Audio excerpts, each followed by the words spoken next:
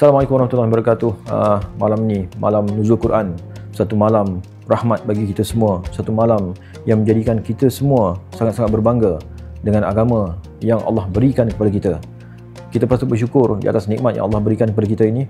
Dan satu perkara yang paling hebat telah berlaku 1400 tahun yang lalu, di mana dikurniakan kepada kita seluruh manusia, bukan saja pada orang Islam tetapi kepada seluruh manusia, kitab yang tidak akan terpesong sampai bila.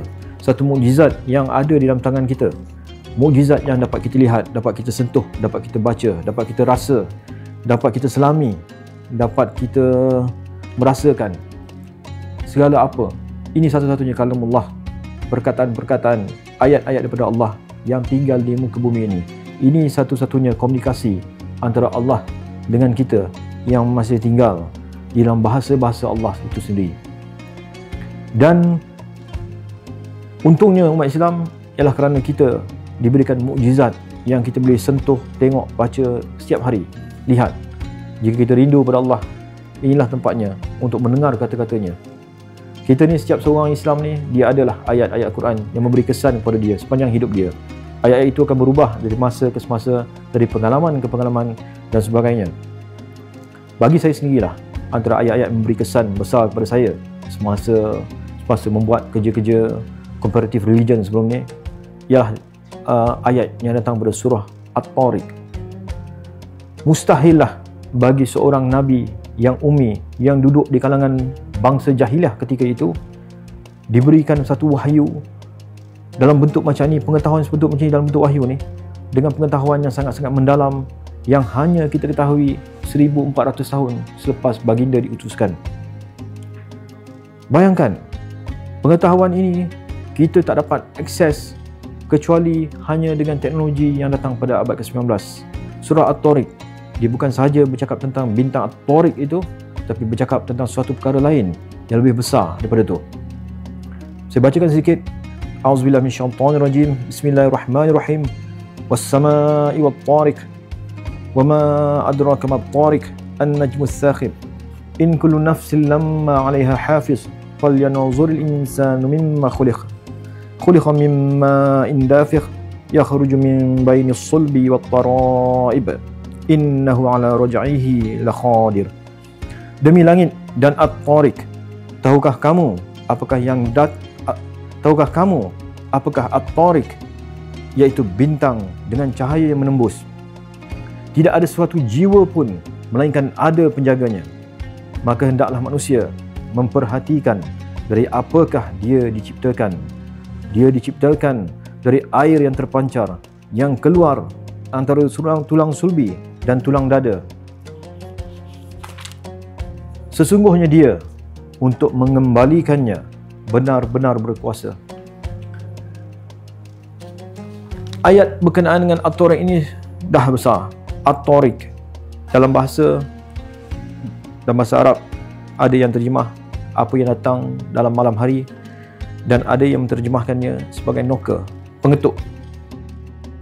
Pada 1967, Jocelyn Bell, seorang student graduate daripada sebuah universiti, menjumpai satu signal daripada radio teleskop yang dia bina bersama pasukannya. Dan apabila dia terdapat satu signal berbunyi seperti ketukan daripada satu kawasan ini, dia memaklumkan kepada supervisor dia, dan supervisor dia menolak perkara ini sebagai hanya satu interference, satu bunyi gangguan kepada signal-signal yang mereka dapat.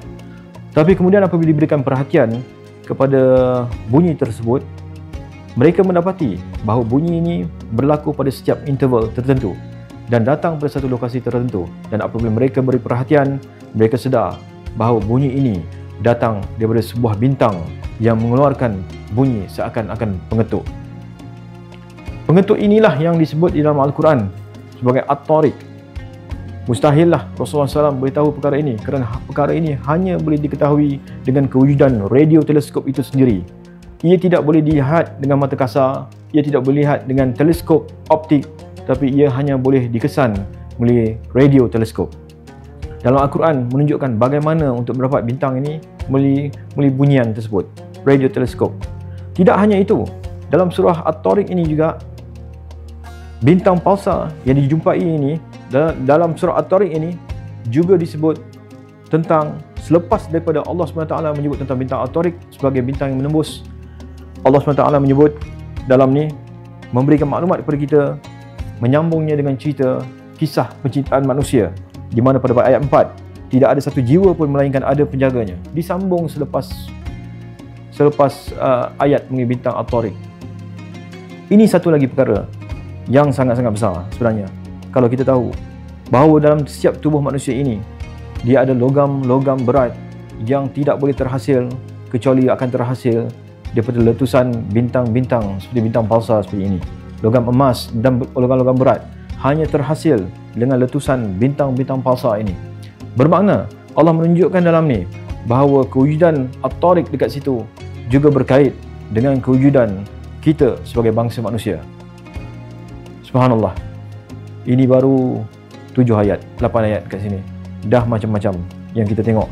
Dan kalau kita telitikan, kita tengok, kita kaji, ada banyak lagi lapis-lapis kefahaman yang kita belum tahu kerana banyak lagi teknologi yang kita belum sampai dan ilmu manusia belum sampai lagi pada tahap tu. Untuk memahami bintang At-Tariq ini sendiri, ia memerlukan 1400 tahun. Untunglah kita punya mukjizat dalam tangan kita yang kita boleh baca, tadabbur dan tengok setiap hari. Dan inilah pengubat hati kita, rindu kita kepada Rasulullah SAW dan kepada Allah SWT itu sendiri. Kalamullah, perkataan-perkataan Allah yang masih kita boleh baca, wahyu terakhir kepada bangsa manusia.